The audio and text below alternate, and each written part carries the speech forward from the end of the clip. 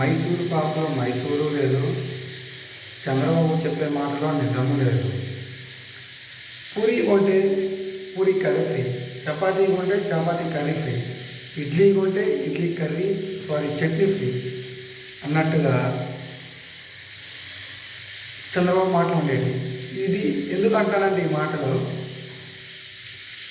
చంద్రబాబు నాయుడు గారి ప్రభుత్వం ఇప్పుడు నాకు సోషల్ మీడియా ద్వారా తెలుస్తుంది ఏంటంటే, ఆయన ఇప్పుడు ఇసుక పాలసీ ఒకటి తీసుకొచ్చాడు. టన్నుకి 1400, 6 రూపాయలకు 1400 రూపాయలు, టన్నుకి 1400 రూపాయల. జగన్మోహన్ రెడ్డి గారి టైంలో టన్నుకి 370 రూపాయలు ఎంత ఉండేది. అసలు చూడండి, ఉచిత ఇసుక 1400 రూపాయలు. ఇది చివరిగా చంద్రబాబు నాయుడు మాటలు ఎలా ఉంటాయంటే,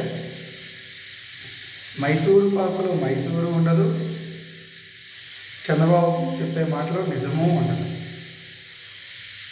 చంద్రబాబు నాయుడు మాటలు అసలు ఎట్ట నమ్ముతారు పద్దాకల? ఏది ప్రజలు ఒక్కసారి ఆలోచన, ఎందుకు ఎంత మోసపోతున్నారు మీరు? మాకైతే తెలియట్లే, మరి ఎంత మోసపోతున్నారా? చి చి చి చి చి చి మన కర్మ.